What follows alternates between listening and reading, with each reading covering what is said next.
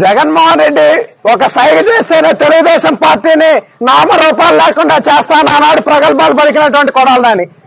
గతంలో గుడివాడలో క్యాసినో పెడితే తెలుగుదేశం పార్టీ నాయకులు నిజ నిర్ధారణకు వస్తే మీరు నా బొచ్చు కూడా ఇంటికి ఇప్పొక్క కూడా పీకలేరు అని చిటికిలేరు చూపించి మరి మాట్లాడినటువంటి కొడాలని ఈరోజు ఏ దద్దమల లోకములు లాక్కున్నాయంటాయా?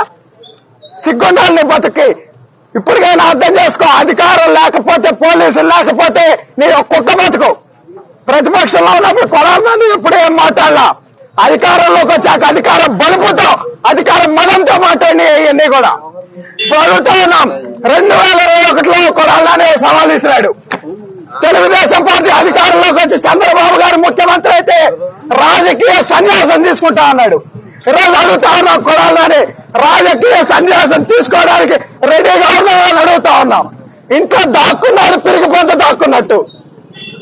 గుడివాడ ప్రజలు భారీ మెజార్టీతో తెలుగుదేశం పార్టీని గెలిపించారంటే అది నీ మీద ప్రజలకు ఉన్నటువంటి ఒక చేత్కారం అని సందర్భంగా తెలియజేస్తా ఉన్నాం.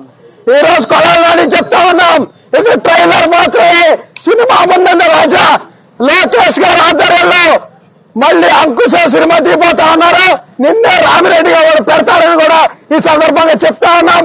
కొడాలని జనాల్లో కనిపిస్తే ఇక అదే ఆఖరి రోజు కూడా అవుతుందని ప్రజలు భావిస్తా ఉన్నారని కూడా ఈ సందర్భంగా తెలియజేస్తా ఉన్నా. పీకుతావా బొచ్చు మీకు రమ్మంటావు కదా, రాబోయేరా బొచ్చు పీకుతారా రండి అన్నావుగా. చంద్రబాబు స్థాయి కాదు, మా స్థాయి సరిపోతుంది. రాబోయేరా కొడాలని.